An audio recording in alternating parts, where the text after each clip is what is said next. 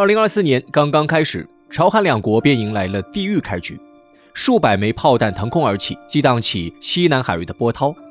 尽管朝鲜声称这不过是正常的实弹射击演习，也并未对韩国造成实质性影响，但是朝鲜半岛局势依旧瞬间紧张了起来。一直以来，南北朝鲜究竟能否统一，是萦绕在许多人心头的疑问。当我们翻开历史的书页，却发现曾有一个国家遭遇过同样的分裂命运，那便是德国。但是东西德似乎以不可思议的速度走向了另一种结局。总有人说，朝鲜的今日就是德国的昨天，南北朝鲜的割裂便如同东西两德的对峙。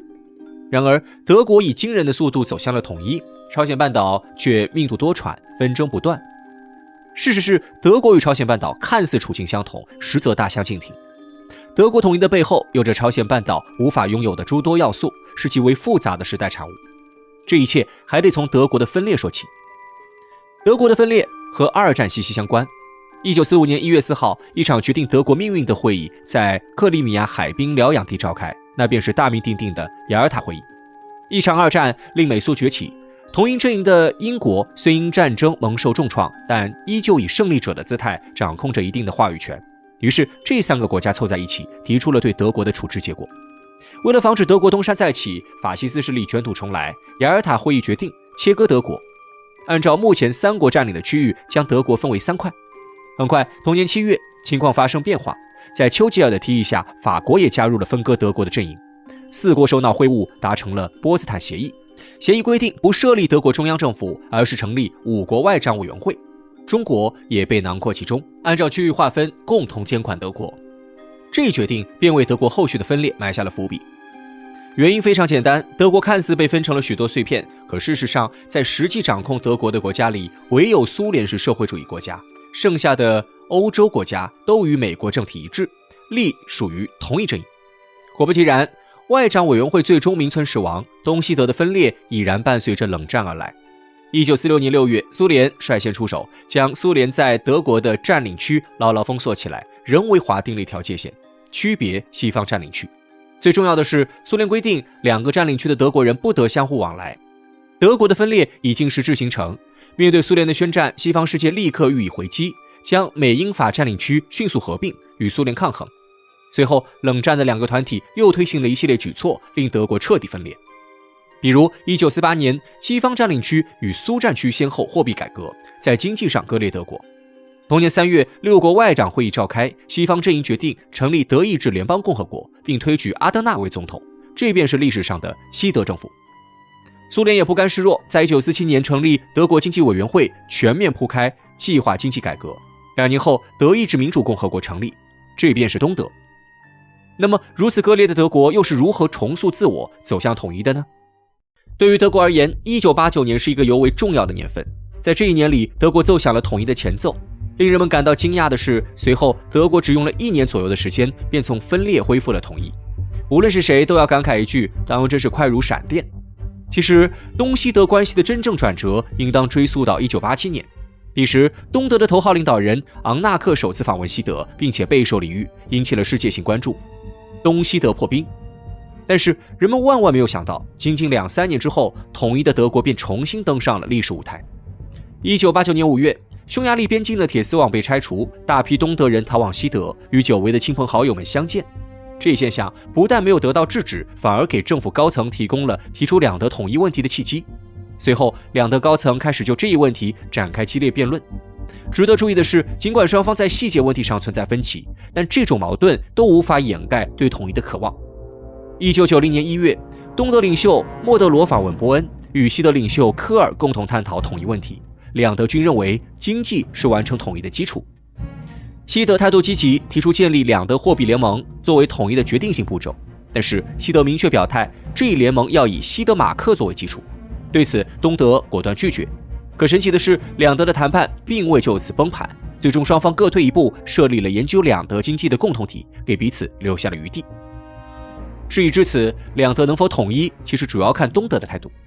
而局势瞬息万变，东德原本的坚持也慢慢动摇。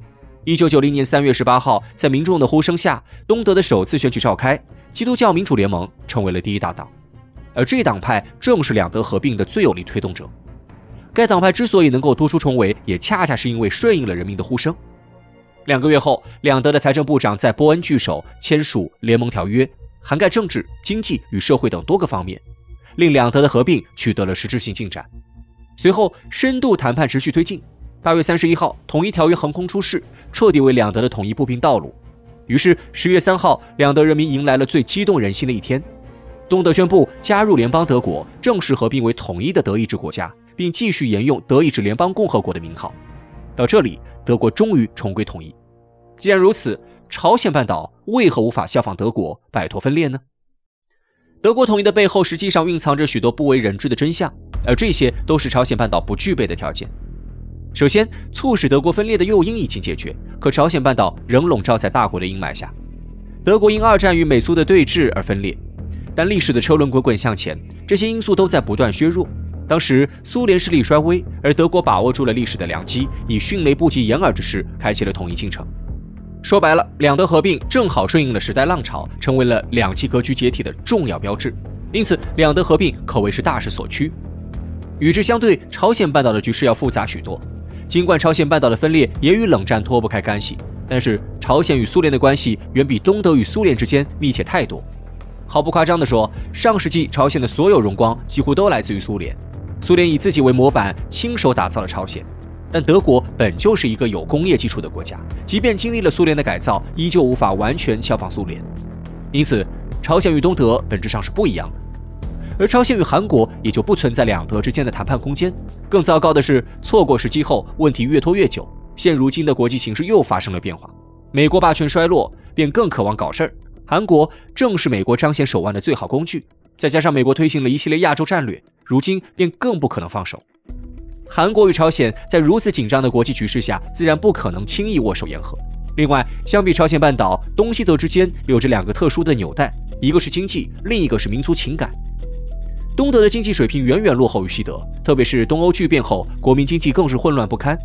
可与此同时，西德经济却蒸蒸日上，在欧洲国家间独领风骚，把控了钢铁、汽车、化学品等多领域的生产。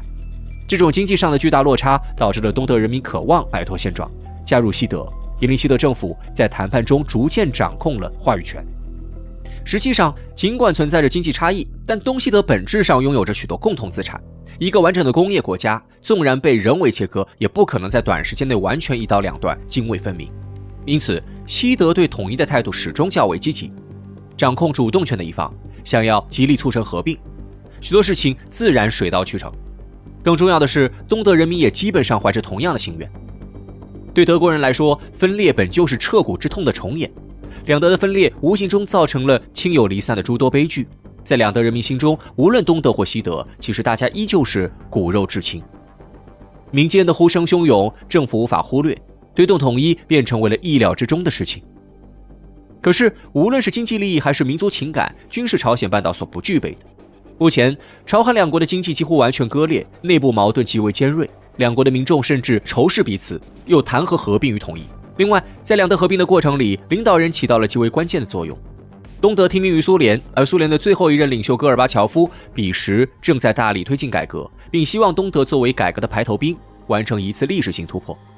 不仅如此，西德的总理科尔也是一位经验老道的政客，不仅在政治局势尚不明朗的时候大胆出手推进两德统一，更是在谈判的过程里给予让步，令协议迅速生效，这才促成了闪电般的统一进程。反观朝韩，恐怕在领导人层面暂时依旧不具备这样的条件。因此，东西德合并是体现了许多人心愿的历史产物。朝鲜半岛未来究竟会走向何方，则还需要拭目以待。